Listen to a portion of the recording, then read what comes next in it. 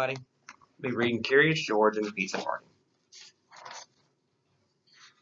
George was a good little monkey and always very curious. Today he wasn't just curious, he was excited. So excited, in fact, that he was turning flips and standing on his head.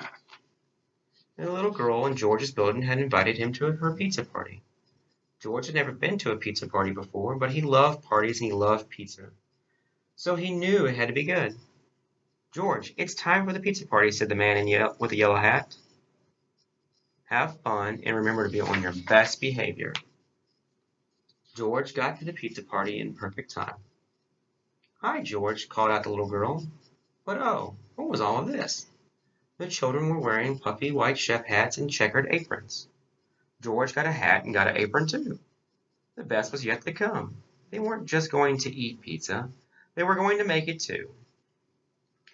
Everyone will get a pizza dough to roll out and make a special pizza," explained the girl's mother.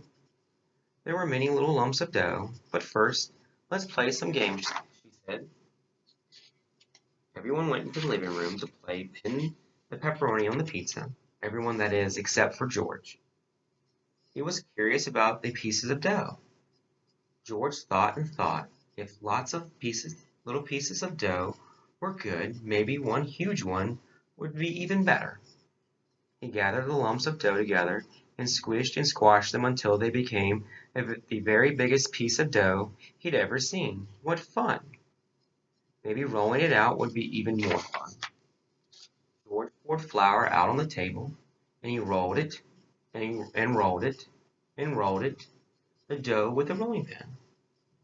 It was messy work. First he bumped over one of the chairs, crash. Then he knocked over a sack of flour, thump.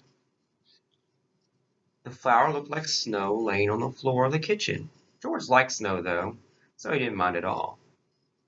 Soon he had gotten the dough nice and thin. The thinner it got, the further it spread it out. Before he knew it, the dough had covered the table, then the chairs, and then George. Without the flour, it started sticking to everything, including George. George stopped to think. Maybe the dough was better off in small pieces after all. George got a pair of scissors and began cutting of all the dough into lots of different shapes. He thought everyone would be pleased. "George, what have you done to the kitchen?" The little girl's mother didn't look very happy. "I think it's time for you to go home now." How surprised and sad George was.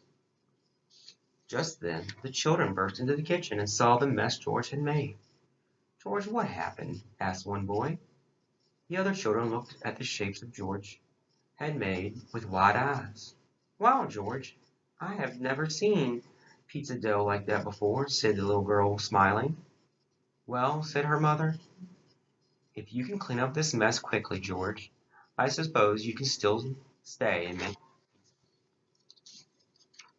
The children all helped George clean the kitchen. He was lucky to have so many good friends.